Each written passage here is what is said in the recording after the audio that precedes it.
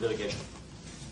And since we're starting a little bit behind the initial schedule, I'll try to keep my comments to about 15-20 minutes, and then just leave you enough room for questions or comments that you may have. I'm Stephan Marquardt. I'm the legal advisor of the delegation here. So I'll explain to you a little bit what our job here is as EU members of the EU delegation, and in that context, of course, I will address also the other aspects of the implementation of the Treaty of Lisbon here in New York, but also in Brussels. So what the treaty, and in that context, of course, I will speak about what also specifically the External Action Service is doing, since that was the main topic for tonight. But I think it is difficult to speak only about the External Action Service without explaining sort of the institutional setup and framework in which the External Action Service has started to operate. Now we've come quite a long way. Indeed, as was just mentioned, these are quite momentous changes for the European Union in terms of its external representation. As you may know, we had, before the Treaty of Lisbon, we had a system under which the external representation, mostly in matters of falling under the foreign policy of the EU, but also in other subject matters, and then especially here in New York also, that the representation was done by the so-called presidency, by the member state holding the rotating presidency of the Council of the European Union, which is, as you probably know, the main decision-making body in Brussels, in our headquarters.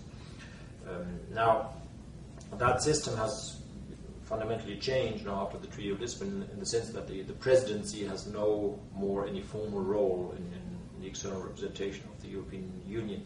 It was, for various reasons, it was considered simply in terms of, projecting a more coherent image of the European Union on the international scene. It was felt that having a system where the external representation of the European Union was changing every 6 months was maybe not the most practical way of handling things in terms of continuity, coherence, etc. Because that is what that meant in effect, that each 6 months then U.S. Secretary of State would have a different interlocutor, if the U.S. wanted to talk to the European Union. Likewise, also in all third countries where the EU was represented. So anyway, it was decided to change that system to introduce more coherence in the system. And the presidency has been replaced by permanent institutional representatives. So we have those institutional representatives at different levels. We have the highest level at the head of state level. We also had a change in the sense that now we have a permanent president of the European Council. The European Council is the main, let's say, governing body of the EU the highest political body, which sets the broad guidelines of EU policy in all its aspects, including foreign policy. And before Lisbon, we had also a system where the president of the European Council would then be every 6 months, the head of state of the member state holding the presidency. Now we have a permanent president of the European Council, appointed for a period of 2.5 years, and there's Mr. Van Rompuy, Belgian national, and so he's chairing on a permanent basis the meetings of the European Council, which occur regularly, at least four times a year, or more often as required. Now, the treaty says at that level, at head of state level, so for high-level meetings at the UN or elsewhere that are taking place at head of state level, it is the President of the European Council that represents the European Union in matters of foreign policy. And we will have one concrete emanation of that, or one concrete application, rather, of this change here in New York in the fall, during the opening of the start of the general debate of the next session of the General Assembly. The EU statement will be delivered by the President of the European Council, by Mr. Van Rompuy, notwithstanding the fact that we only operate, or our status at the UN is only that of an observer.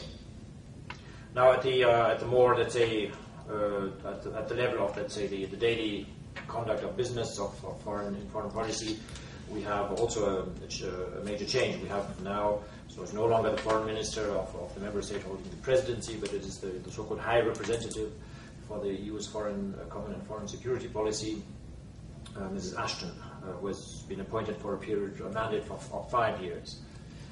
So Mrs. Ashton has quite a variety of tasks. It's not an easy job. She has basically 4 main functions. So she's the high representative, basically something like an EU foreign minister. So she's responsible to, conduct the EU's foreign policy. She can take initiatives. She can make proposals. She will make proposals to the Council of Ministers. The Council, there's an important change, whereas the Council operates in different formations depending on the subject matter it deals with. So that the main council formation that deals with foreign policy matters is naturally the Foreign Ministers' Council, where all the foreign ministers of the member states meet. So we call it the Foreign Affairs Council. Now there's an important change in the sense that she is, as High Representative, it was decided that she is the permanent chair of that council. And that is, of course, where she will then bring in proposals for the EU's foreign policy, which, of course, then have to be discussed and agreed by all 27. She needs a mandate, of course, from all 27 to express any common positions of the EU. But being the chair, permanent chair, of course, gives her a lot of power. She can take initiatives. She's the one setting the agenda. At the same time, then, she's also the Vice President of the European Commission, responsible for external relations. That's where matters start to get a little bit more complicated. That is her third function. And that is important because the European Commission also has a role in the external representation of the European Union in all matters that do not concern foreign policy. So there's a whole range of subject matters out there in climate change, environmental protection, development cooperation, etc., which in our terminology do not fall under, strictly speaking, under foreign policy matters, but it's development cooperation or environmental protection, to name 2 examples. So these are subject matters where the European Commission, which is also one of the main institutions in Brussels, will be responsible for representing the European Union, meaning that if there's a ministerial event on climate change taking place here in New York, it will in principle not be Catherine Ashton who will come to represent the EU. She could, because she's also Vice President of the Commission, and she's also responsible for external relations on the Commission side, if you want. But it will most likely be then another commissioner who is responsible for that specific subject matter. Humanitarian affairs, to take one other example. I mean, when there were high-level meetings here on Haiti, it was Commissioner for Humanitarian Affairs, Ms. Georgieva, who came to New York to represent the EU. So that is fully in line with the system.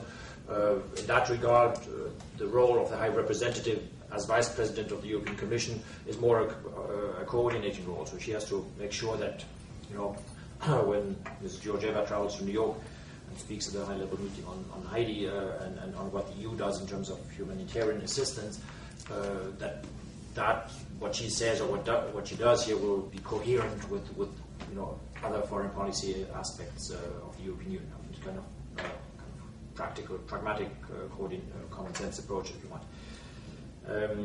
So that is what is how that is the ministerial level, if you want, the daily, where the bulk of the foreign policy is actually then implemented. And then at the local level, we have the delegations of the European Union that, in most cases, were former Commission delegations that have now been turned into EU delegations properly. So, and the treaty there gives us the mandate, for example, here in New York, that EU delegation is representing the European Union at the United Nations, where the EU has an observer status, but I'll come to that in a minute. Just to end